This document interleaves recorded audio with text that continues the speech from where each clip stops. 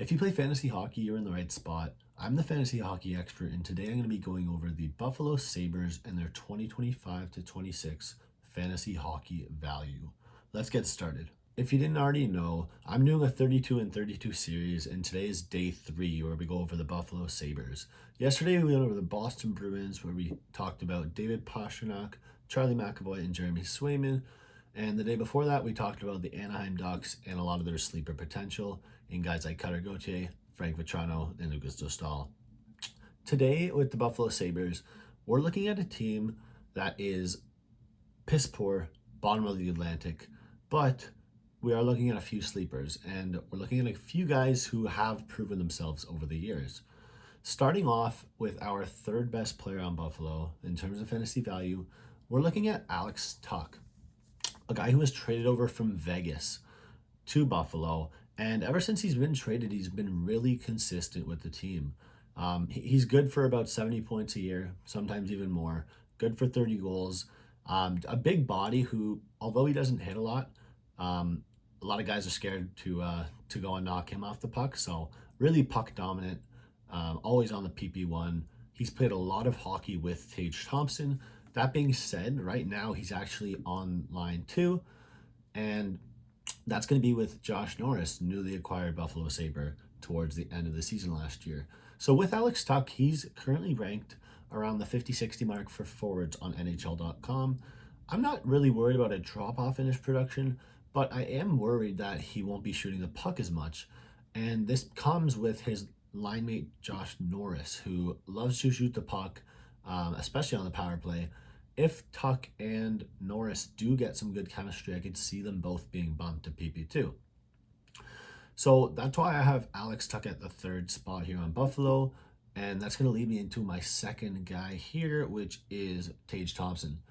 Now, Tage Thompson is an absolute force. As a Bruins fan, I've watched Thompson score hat tricks on us, so wasn't pretty. Been to a few games where he's scored not 1, not 2, but 3 goals. He can shoot the puck. I wouldn't be, if I was a goalie, I wouldn't want to get in front of those shots. But getting to his fantasy value, he's a guy who's going to get you shots on net. We all remember when he had 5 goals in the first period against the Columbus Blue Jackets that day. But he's going to get you shots on net. He's going to get you power play points. He's also going to be a guy who's going to help out his young line mates. And when I say that, this gives me an opportunity to bring up some sleeper candidates for the Sabres.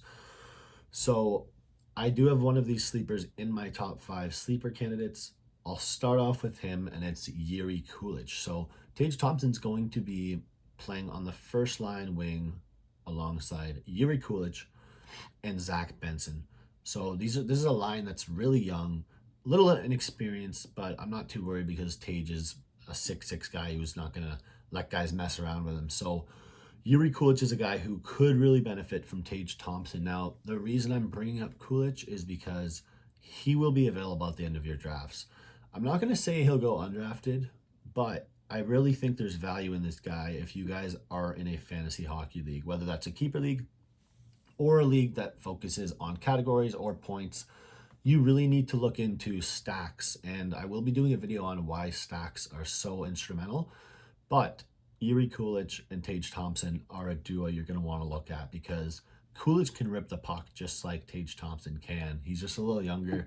He did it for Rochester last year, if you guys are Americans fans. But moving back to Tage Thompson, he's the guy who should have dual eligibility all year long. A guy that I would draft probably in the top 50. He's currently ranked the 40th best forward. So you're looking at a guy who's going to be in the top 50 of drafts, probably better than most defensemen. But going on the topic of defensemen, I will go into my number 1 player on the Buffalo Sabres. If you haven't guessed it yet, it's Captain Rasmus Dahlin. Now, there shouldn't be a doubt here. Rasmus Dahlin was, he was in the Norris conversation a couple of years ago when he had his really good year.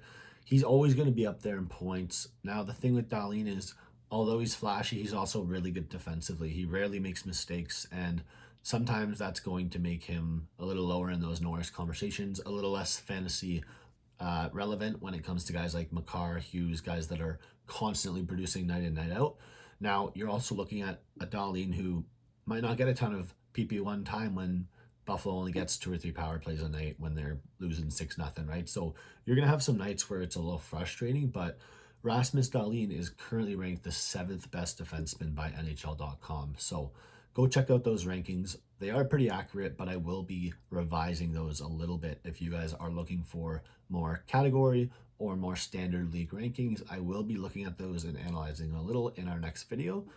And another reason why I have Dahlin number 1 just becomes with his ability to shoot the puck. And when you have a power play with guys like Tage Thompson on it, you're eventually going to get teams who catch on. And so if Thompson is going to be shut down a little on that power play, he's going to feed it right back to Dahlin, the PP1 quarterback.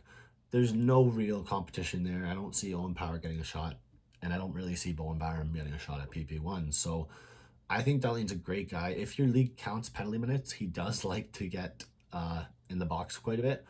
He's not afraid to fight. He's not afraid to lay the boom. We saw that with his hit on Austin Matthews a few years ago. Caused a bit of controversy, but I like that Dahlin gets scrappy. He's not afraid to get in there. He is a true leader, so I think that, when you look at the Buffalo Sabres, a pretty bad hockey team, he's one of the few bright spots. So he's definitely the number 1 guy on this team, and that will kind of wrap up our top 3. And I'm going to end off with a bit of a question for our audience here as I ask about a sleeper. So I'm going to ask you guys if you would take Zach Benson or Will Smith as a guy you draft in your fantasy leagues. And that question actually comes from Elite Prospects Hockey on their Instagram. So would you go after a guy like Zach Benson or a guy like Will Smith? I believe they're the same age, same draft class. Now, Benson does have more NHL experience. And a bit of a heads up for tomorrow, we are going to be going into the Calgary Flames. So stay tuned, follow along with our 32 and 32 series. Today was Buffalo. Not that exciting as a hockey team. I didn't even get to mention UPL. Their goaltender, who I did have to drop in my keeper league. It was a really tough choice. It was between UC Saros and Ukko-Pekka Luukkonen, but I decided to go with Saros. I think that Nashville has a bit more upside this year. Luukkonen is on a great contract, but you can see how it is with Buffalo. You're not going to mention too many depth names. You're not going to get into their third line of Greenway, Jack Quinn, and Ryan McLeod. But thank you guys for watching. Stay tuned. We're going to be dropping videos daily. TikTok, Instagram, Facebook, and everything. So stay tuned and thank you for watching.